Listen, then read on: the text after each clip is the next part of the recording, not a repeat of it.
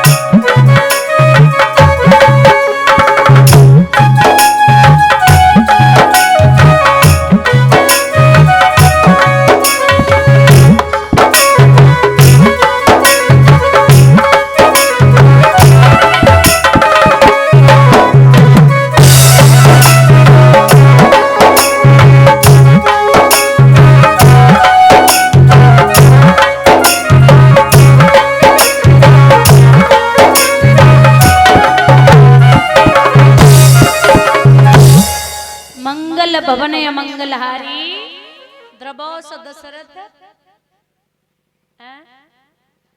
तेज बोलो। अजर बिहारी है ना, अजर नहीं है, अजर है। अजर का कोई मतलब नहीं होता, अजर का मतलब होता है आंगन। अजर नहीं है। द्रवोस दशरथ अजीर बिहारी, बोलिए गोविंद भगवान की। अजर का मतलब होता है आंगन। भैया तीनों देवियां अपने अपने पति से बोली कि महाराज आप एक काम करिए, ये नारद है ना, नारम ज्ञानम ददाति इति नारदा, जिसकी बात कभी रद्द न जाती हो वही होता है नारद। बोले ये नारद जी है ना, ये बोलते जा रहे हैं कि पतिव्रताओं में सबसे बड़ी पतिव्रता मैया अनुसुईया, मैं नहीं मानती। अब कुछ चीजें होती हैं जो माताएं बिना प्रमाण के नहीं मानती। अब आप सोच लो, आपको लगता है कि जब देवता हार गए तुम कौन से खेत की मूली हो? देवता जब अपनी अपनी पत्नियों से हार गए तुम क्या जीत जाओगे? कभी नहीं, सोचो भी मत। और ठीक भी है। तो अब प्रत्यक्ष के लिए प्रमाण की जरूरत नहीं होती। बोले आप कुछ भी करो, मुझे बस दिखाना है कि वो कितनी बड़ी पतिव्रता है। तीनों देवियां जिद कर गई तो भगवान बोले जाता हूं। पति पहुंचे। अब देवता जैसे ही पहुंचे आवाज लगाई, माता भिक्षा मदहि।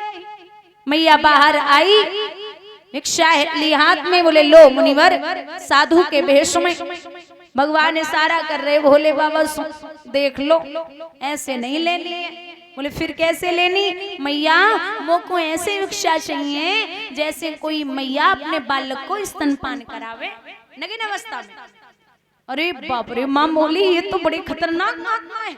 अंदर गई, ध्यान धर के देखा तो तीनों ब्रह्म खड़े हैं, तीनों देवता। अंदर से ही मैया जल लेके आई, उंजली में जल लिया और कहा मेरे सतित्व में जरा भी खोट नहीं है तो ये तीनों के तीनों देवता भी बालक बन जाएंगे।